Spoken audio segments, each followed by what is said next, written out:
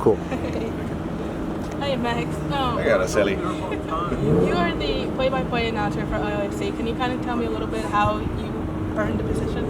Well, it's you know what, I really wanted that position. I wanted to come back to LA and I wanted to cover the sport, this sport. So when I found out that this was a team that was going to become a team, knocked on a lot of doors, made a lot of phone calls. I came out to LA as much as possible, and it was a good lesson because I think over the career, or anytime anyone does something, how much you commit to it, you can see. And I think this is something I really, really went all in. So if I wasn't able to get this gig, I could sleep well at night saying I gave it my all. But I'm glad I did, and I know I'm at the right place. I'm just really happy to be here.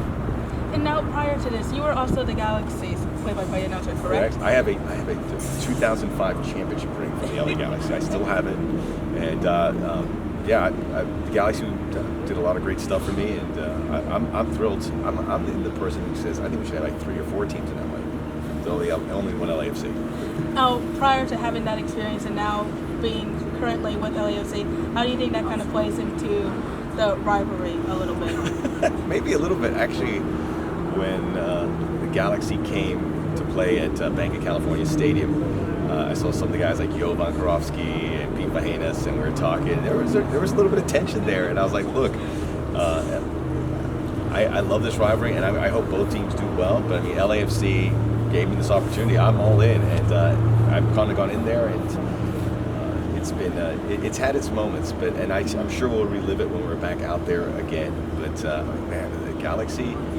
It's funny because I remember going through that process when then StubHub Center, as it was known, I'm sorry, Home Depot Center, as it was known, was being built. I remember walking through and seeing it as a skeleton. But way back. Yeah, and then I did the same thing with Bank of California Stadium. So I felt,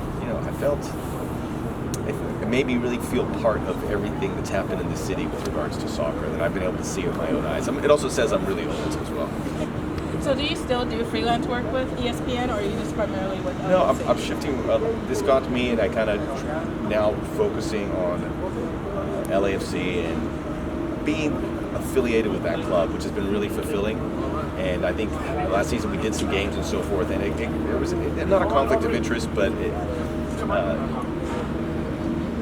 was just a little bit. There was some moments where I felt I want to commit 100% to LAFC. So we've done that. We have a lot of stuff going on. I still do some stuff on the side in soccer and mixed martial arts, which I've started picking up. I really enjoy with Combate Americas.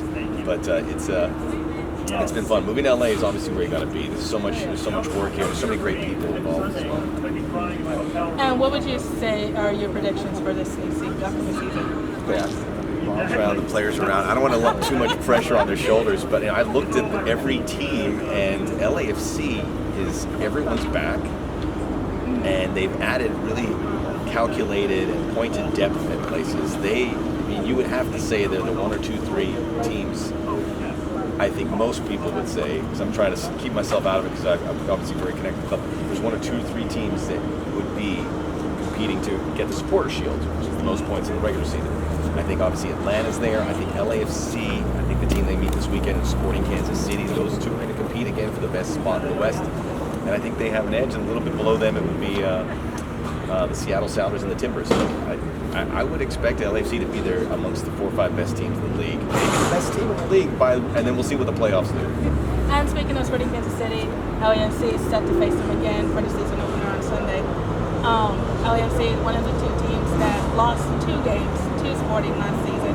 What do you think were like the biggest takeaways from 2018, and how can they adjust for Sunday to get that home win finally? I think when we first started this, everyone was, LAFC's rivalries with the Galaxy, and then just to see other rivalries develop with other teams that weren't in LA. I think Portland Timbers are at the top of that list. And Houston Dynamo, because of the U.S. Open Cup, that's become a big rivalry, and Sporting Kansas City too. And I think, I'm not speaking on behalf of the players, but I'm pretty sure that in their head, they said, we lost once at Bank of California Stadium. It was to Sporting Kansas City.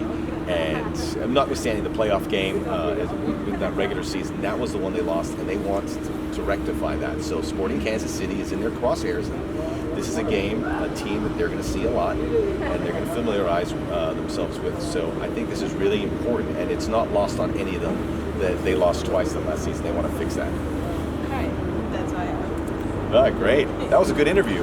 Thank you. Thanks.